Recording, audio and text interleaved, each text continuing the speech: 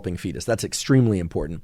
I am not aware of data exploring in a regimented way time-restricted feeding during pregnancy. Okay, so please, if you're pregnant, do not jump on a time-restricted feeding, so-called intermittent fasting diet. Talk to your OBGYN, talk to your doctor, talk to multiple doctors for that matter, before doing anything like that, because of course you're now eating for 2, or if you have twins in there, you're eating for 3.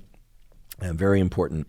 If, however, you're not yet pregnant and you want to be fertile, get pregnant, or simply maintain a fertile potential and biology, and you're following intermittent fasting, it's going to be the regularity of those periods and regularity of cycle length that will tell you whether or not that's a good idea or not.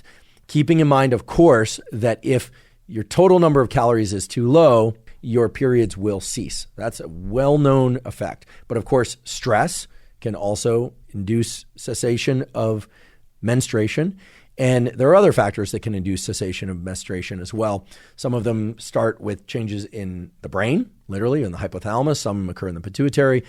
Many of lifestyle factors can do that, but most typically it's going to be excessive caloric restriction, or it's going to be a caloric deficit brought on by excess physical activity. So even if someone's eating a lot, if they're not eating enough to offset their physical activity, or they're not eating enough of, in particular, fats, the essential fatty acids and protein, but also carbohydrates, well, then menstruation can cease. And of course, if menstruation is ceasing, chances are almost with certainty that you're not getting regular ovulations. Now, in terms of males and whether or not intermittent fasting is going to disrupt spermatogenesis and testosterone production, there's essentially no data we can look to, but we can look to the general logic around the relationship between body fat, testosterone, and spermatogenesis. And this was something that was covered in a discussion I had on optimization of hormone health for males that I had with Dr. Kyle Gillette, who's a medical doctor and an obesity specialist.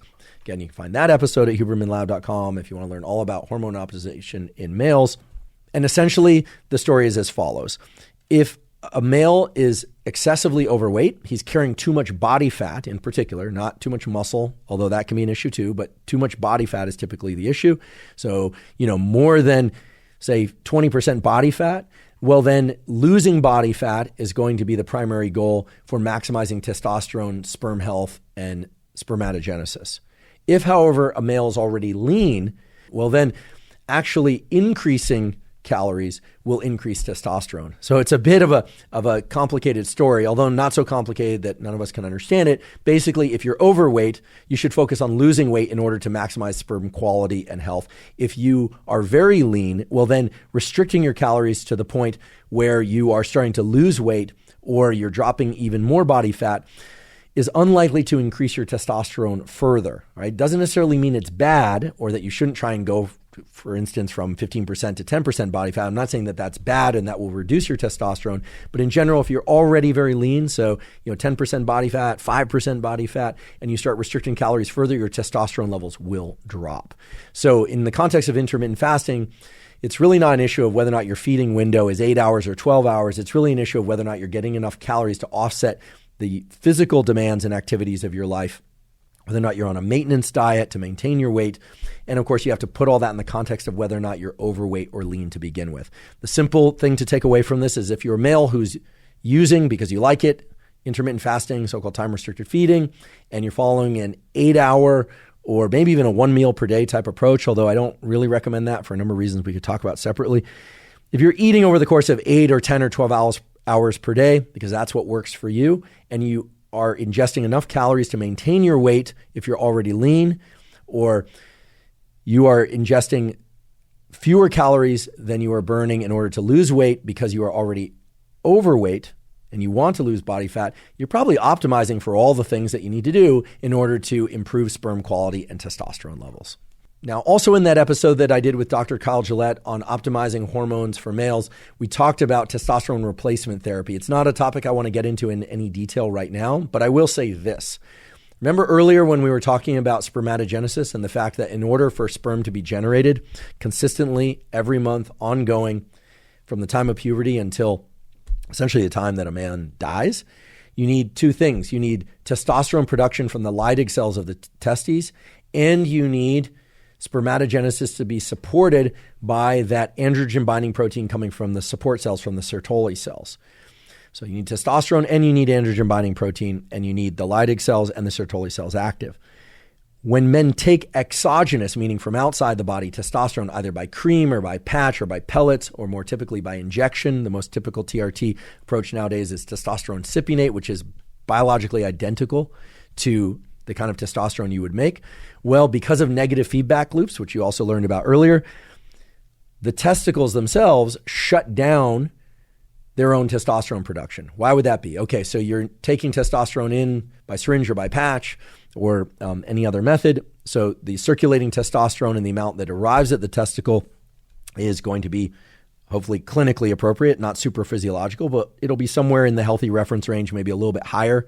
Nowadays, some people are going a little bit higher. So we're not talking about full-blown, quote-unquote, anabolic steroid use, keeping in mind, of course, that estrogen is a steroid, testosterone is a steroid, but when we think about steroids, we mean like performance-enhancing drugs, so super physiological doses. We're talking about within physiological or near physiological ranges. So if someone's taking their testosterone in from an outside exogenous source, the levels of circulating testosterone will be sufficiently high that the pituitary will register that and will stop making luteinizing hormone and generally follicle-stimulating hormone as well. And as a consequence, spermatogenesis is vastly reduced or eliminated. In other words, for men who are on TRT or who are taking testosterone from an external source, the number of sperm that they're going to make is going to be dramatically reduced. There are things that they can do to offset that, like taking HCG, human chorionic gonadotropin, which is just kind of a mimic for luteinizing hormone, to stimulate the testes to continue to make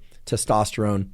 And some men will also, or instead, take FSH to stimulate the Sertoli cells to support spermatogenesis, or both, or some combination. Some people take clomiphene, Clomid. There are any number of different ways to bypass or offset the sperm-reducing effects of taking exogenous testosterone. This is a conversation that was covered in a fair amount of detail in that episode with Dr. Gillette, but just keep in mind that if you are taking testosterone from an exogenous source, your sperm counts will dramatically be reduced unless you do something to offset it. So if you are wishing to conceive, you need to think about whether or not you're going to offset the testosterone replacement therapy or whether or not you're going to come off it entirely. So you'll need to talk to a urologist, endocrinologist about that. And again, a number of these different themes and ways to go about tapering off TRT were covered in that episode with Dr. Kyle Gillette. So if you're on TRT or you're considering taking it and you're interested in having children, not just now, but at any point, you really want to take these things into consideration. Now, I do want to point out that for the number of you out there who are taking supplements, some of which we've talked about on this podcast, and I've talked about on other podcasts, such as Tonga Ali. It turns out that there are a lot of men and women taking Tonga Ali to reduce sex hormone binding globulin levels, to increase testosterone and estrogen in some cases, libido, and so forth. Those approaches, meaning supplement-based approaches to increase testosterone or free testosterone or some related hormones, are not going to shut down your own endogenous testosterone production and reduce the number of sperm that you make, or at least as far as we know, disrupt ovulation in any kind of way, provided that the dosages are within normal ranges. Again, supplementation to support your hormones should not disrupt ovulation or spermatogenesis or testosterone production. Quite the opposite. It should enhance it. What I just described around TRT is taking exogenous testosterone, and that itself is an entirely different beast.